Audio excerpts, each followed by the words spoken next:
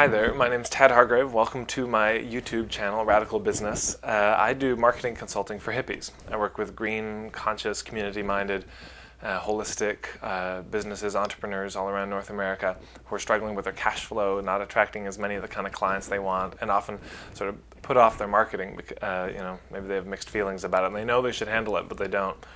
So I decided I'd put a lot of the material from the weekend on YouTube and give it away for free. And so here it is. This is the first section. So I guess maybe I'll tell you a little bit about myself, sort of why I do this and where it's coming from.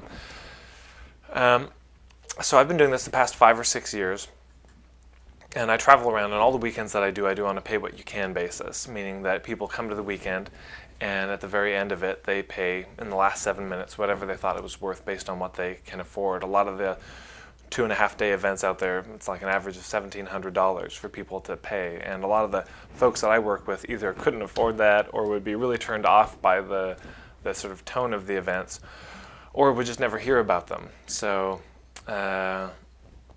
this is another way, I guess, to get the material out there.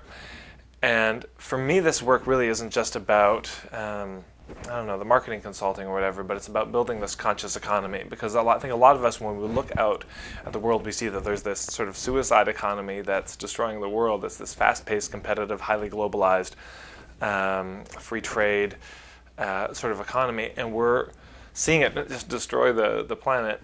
And we also know there's this conscious economy being built, and that's this fair trade, living wage, local, organic, CSAs, all these things, farmers markets.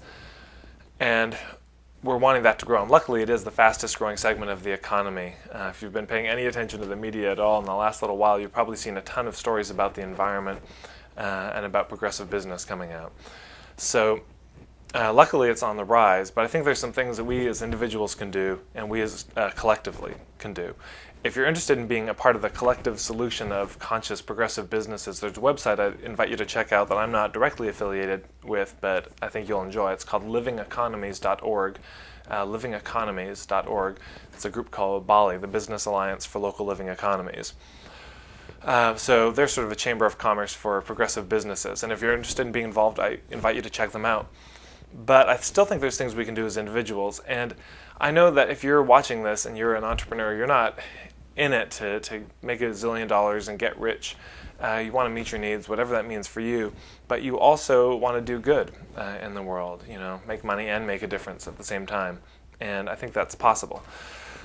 But so it's interesting. A lot of times people look at marketing as like, well, it's just a way to get more money. But I want to highlight some reasons to handle your marketing that have nothing to do with making more money. The first is that a lot of the products and services that people take advantage of or buy or avail themselves of are toxic and horrible in the world today. They're cheap. They're not good for people. They're not good for your community. They're not good for the planet. And there's alternatives available. Your business and what you do probably represents an alternative to those things that's a lot healthier for all involved. But it's not enough that these alternatives just exist. People need to know they exist. People need to know they're there, and often they don't. I travel all around North America, and even though the conscious economy is growing so fast, you'd be surprised how many people still don't know about the kind of alternatives that your business represents. So that's the number one reason. People need to know about these alternatives in general. This is something we can all be doing towards the greater good. Another reason is that it's good for people to know that the alternatives exist, but it's also that there's a lot of people who are interested in getting into business, in a green business, a community-minded business, some organic, holistic sort of situation, but they're looking at someone like you. There's probably, I would imagine, there's dozens of people behind you who are looking at you, seeing how it's working. And if they look at you and you're struggling and it's hard and you're miserable and broke, it's not the most compelling picture for them to get on board. So there's a lot of work that needs to be done to fix things in the world. Part of it is tearing down the old system, but a lot of it, and what I want to focus on here, is building the alternatives. It's one thing to point out the Titanic sinking, but the people who are on it can't do much about it. But if we can pull up on our green, biodiesel-powered, solar-powered boat with beautiful organic food and people dressed in organic cottons having a wonderful time, great music, of course they're going to jump on over. So we need to build a better party. So that's sort of the big picture of why I'm doing what I'm doing. But the next few videos, and if you stick around to the end of this video, you're going to see a link for a free PDF, some materials that you can download that I normally give away at the weekend.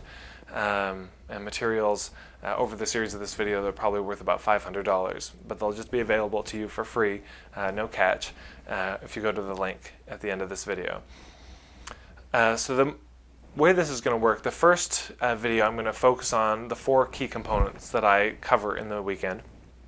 Then I'm going to start breaking those down. So I'll do a series on the first one, a series on the second one, a series on the third, and a series on the fourth.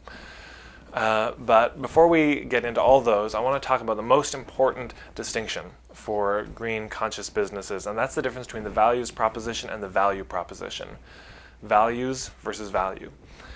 The values proposition is all the reasons you're cool and eco-friendly and green and you're fair trade and you pay a living wage and you're organic, all of those things. And they're all the parts of your business that resonate with the values of your customers. The value proposition is why they came to you in the first place. So just to imagine if your car broke down and in the middle of the highway and you're pulling off the off-ramp and you see this auto mechanic shop. And it says it's like the eco-friendly auto mechanic shop. You pull in and you can't believe it. They recycle everything. They compost. No waste. They don't dump any oil into the sewers.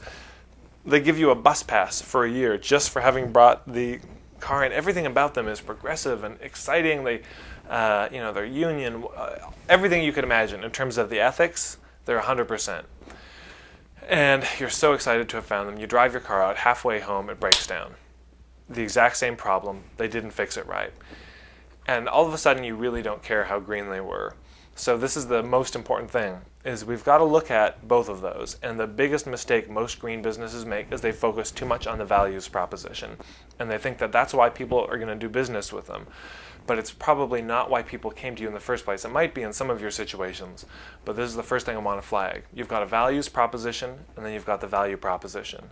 The values, again, are relevant to their values. They're what's important to them in their life. But the value proposition is relevant to the problem they came to you with in the first place. And that one is the bottom line. You've got to solve that problem. So, again, keep your eye out. At the end of this video, there will be a link. And next, we're going to talk about the 4 key components as an overview. So that's really it. Thanks so much for watching.